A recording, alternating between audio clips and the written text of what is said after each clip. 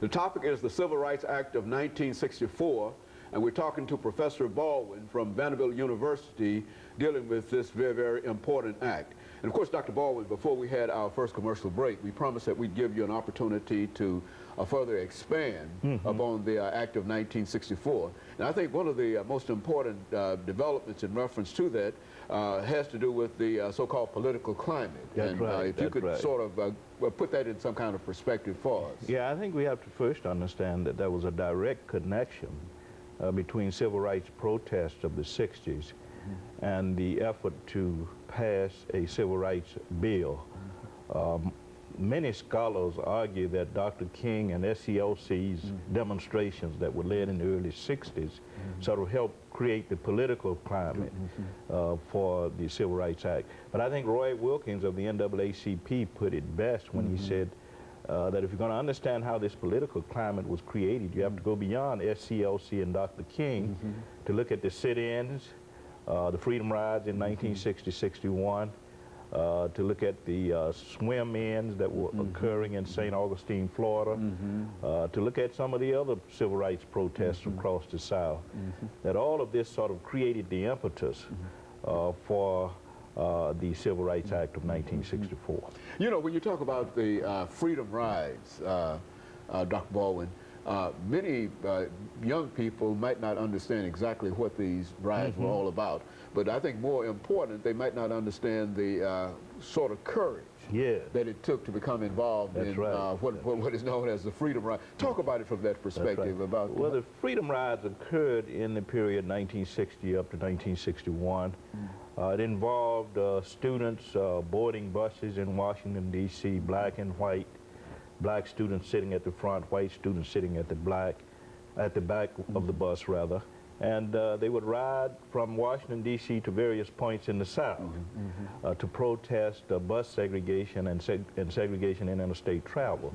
So you're quite right in saying that it took a lot of courage for students to move into parts of the South on buses, black students sitting at the front, white students at the back of the bus, protesting segregation. Many students were brutalized, beaten, but I think we have to see the sit-ins, of course, as having contributed immensely to the kind of political climate that made possible the Civil Rights Act of 1964. You know, I think somebody once remarked that in reality, all of the sit-ins were done, and as a matter of fact, I think you might have made this comment, that in a real sense it was the students who sort of guided that civil rights movement in a real sense through the sit-ins and et cetera. And the freedom rides. And freedom rides. Speak to it. Very much so. I think that's one of the problems in scholarship on the historiography of the civil rights movement is that the roles of students have been pretty much ignored by scholars. David Halberstam has dealt with it in a book called The Children, and of course John Lewis wrote a book called Walking with the Wind, and they take into account the roles of students. But that part has been ignored. Largely, the focus has been on Dr. King, Martin Luther King Jr., and the Southern Christian Leadership Conference, and the role of clergy and the churches in the movement.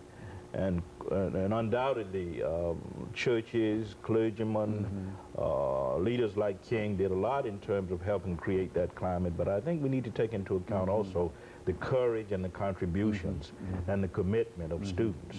And these students were really on the front line. They were in reality were the troops of, in a real sense, the civil rights movement. And unsung heroes in many ways, Well, you know, Dr. Baldwin, when you look at the Civil Rights Act of 1964, what could you say in reference to pulling all of this together? That is, all of the activity that has gone on dealing with civil rights and et cetera, and yet still, even today, we find that there are still some questions in reference to non-discrimination and those things. Exactly. I think it speaks to the fact that the hopes and dreams and expectations that people had revolving around the Civil Rights Act of 1964 have not materialized. So we're still dealing with problems in terms of housing discrimination. We're still dealing with battles over civil rights legislation. We are still dealing with discrimination in other areas of American life, and also personal racism, not just institutional racism, but personal racism.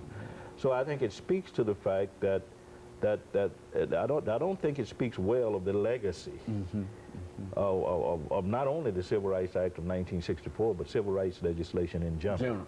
Somehow or another, we have failed to implement the guidelines, the provisions set forth in these particular pieces of legislation. One other point I might add, I spoke earlier of the direct connection between the civil rights movement and the introduction of the Civil Rights Act. I think we have to also take into account the fact that the federal government helped create that climate, because the Johnson administration, President Lyndon Johnson, was determined to get the Civil Rights Act of 1964 through Congress. And he met a lot of resistance from Southern Dixiecrats, but he, I think, figured prominently at that level. But once the Civil Rights Act was passed, the federal government, I think, began to retreat from its commitment. And of course, the provisions of the act have not, even up to this point, been fully implemented. And so now, Dr. Baldwin, we are more than 40 years beyond the Act of 1964. Right. And I don't think that we can identify any civil rights legislation in a real sense that that would even come close to the Act of 1964. Exactly. Would you suggest that perhaps it might be time to revisit some of these things? I think the time is there. Not only the Civil Rights Act of 1964, but the Voting Rights Act of 1965. You're quite right in saying that we're now beyond the 40th anniversary. I think July 1964, the Civil Rights Act was passed, introduced and passed. But you're quite right. I think we need to revisit these pieces of legislation and to see where we went wrong, see what hasn't been done right up to this point, and perhaps expand on these pieces of civil rights legislation, or perhaps to create new pieces of legislation to address the economic realities that we face in American society today. I think the problem of civil rights, we have civil rights, basic constitutional rights, but the problem is the lack of economic justice, which was the last part of Dr. King's crusade. He was involved in that when he was killed. We need civil rights legislation to address, to go beyond 1964, to deal not only with employment opportunities, job discrimination, but to deal with the whole question of how to bring about economic equality. Okay, and of course what we'll do, we'll talk about that when we return following this short commercial break.